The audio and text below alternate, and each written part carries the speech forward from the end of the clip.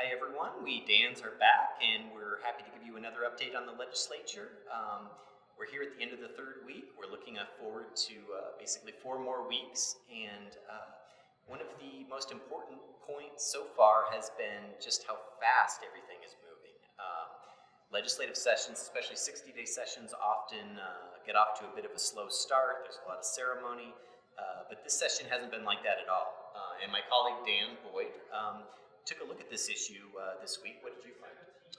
Well, Dan, I'm definitely a little bit warmer than last week, which is good, but it's been busy. I think part of the reason for the pace has been the rocket docket bills that have passed through both the House and the Senate. These are bills that are based on legislation vetoed in previous years by the former governor.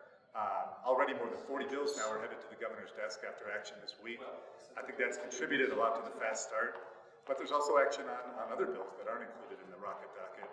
We could see some big votes next week on the House floor.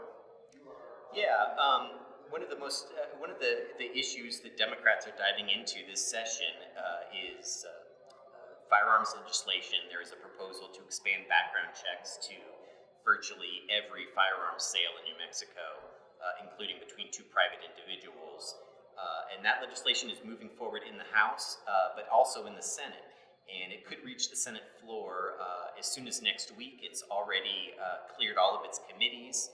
This could be one of the biggest fights of the legislature. There are some Democrats from more rural areas who have in the past pushed back on firearms legislation, and we'll have to see whether the political environment has changed in some way and whether this bill can get through the Senate. And then obviously there's a debate brewing on the same issue on the House side. But there are also quite a few other bills that are moving quickly.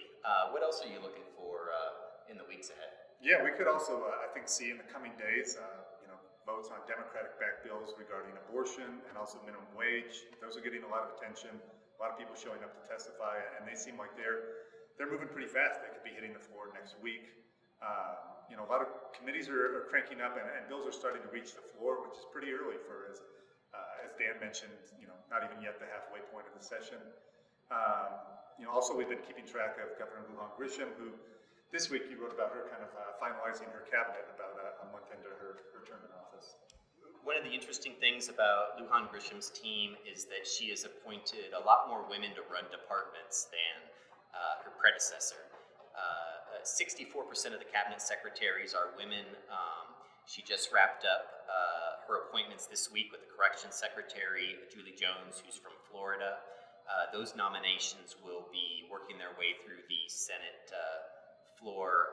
Cabinet secretaries do have to be confirmed by the Senate, although they can begin work right away. But those are just now reaching senators, and there will be more to come on that issue.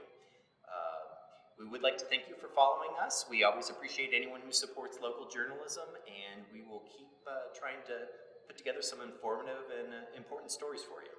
Thanks for watching. We'll see you next week.